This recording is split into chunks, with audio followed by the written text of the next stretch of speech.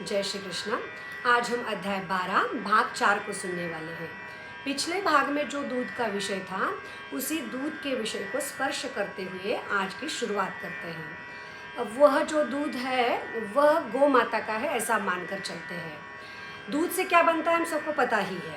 अब सीधा घी और मक्खन की ओर चलकर इनसे अलग अलग प्रकार की मिठाइयाँ और रसोई घर में जो भोजन बनता है और वह जो भोजन है उसका कुछ हिस्सा गौ माता के लिए निकाल कर गौ माता को जब हम दे आते हैं तब बड़े आनंदी होते हैं, संतुष्टि होती है, क्योंकि गौ माता को भोग जो लग गया, अर्थात गौ माता का दूध हमें मिला और हमने भोग प्रदान किया गौ माता को पूरी रसोई से, है ना।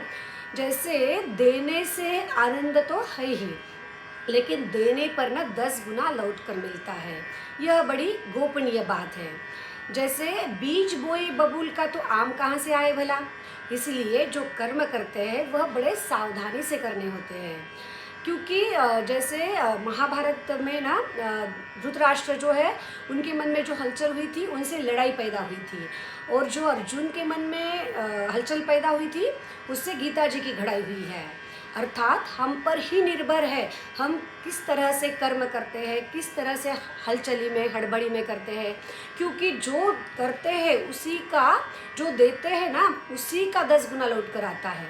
अब 10 गुना आता है तो अधिक समय तो लगेगा ही, कोई चमत्कार थोड़ी ना होगा, भगवान की विशेष कृपा होती है यह। और इसको जैसे हमें और एक बात पता है, प्रकृति भी हमें बहुत सी चीज़ें देती है, प्रदान करती है।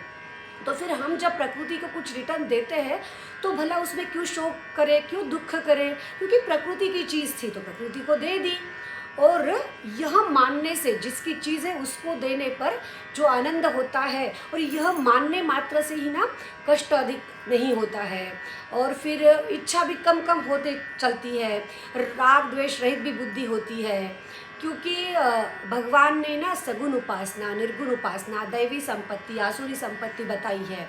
क्यों बताई है? क्योंकि देखो, भूख तो ना सबको एक जैसी ही लगती है, और भूख जब मिट जाती है तो तृप्ति भी सबको एक जैसी होती है, केवल रुचि अलग है, भिन्न भिन्न प्रकार की रुचि होती है। उसी तरह यहाँ पर जैसे 9 द्वार की नगरी है एक, उसमें कोई मनुष्य है, कोई प्राणी है, सब वास करते हैं 9 द्वार के नगरी में। तो जो मनुष्य प्राणी है वह उनमें ना कई मात्रा में यह गुण पाए जाते हैं, सात्विकी, राजसी, तामसी, लोभ, अहंकार, मोह, प्रेम आदि। और सभी प्राणियों में जैसे भोग है, खाना है, पीना है, सोना है, यह पाया जाता है। लेकिन जो मनुष्य देह यह विशेष कृपा पात्र से ही मिलता है, और वह विशेष कृपा जब हो रही है तो उस विशेष कृपा के लिए हमारा भी कुछ विशेष बनता है। वैसे तो हमने देखा भी है, लेकिन सपोज ऐसा समझते आप में से कोई मानता ही नहीं है कि कोई विशेष होता है। यह मन बुद्धि तो मिल ही जाती है, बस यह शरीर मिल ही जाता है, लेकिन विशेष को मानने को रेडी नहीं है, तैयार नहीं है, तो भी कोई नहीं। क्योंकि भगवान ने केवल भगवत गीता में प्रेम या भक्ति ही नहीं बताई है, भगवान ने श्रीमद् भगवत गीता में तो जय पराजय, शक्ति आसक्ति, असत सत बताया है, और काम मोक्ष बताया है, सुख दुख बताया है, बहुत कुछ बताया है। हम आगे 5 वीडियो में उर्वरित भाग देखेंगे। तब तक के लिए जय श्री कृष्ण।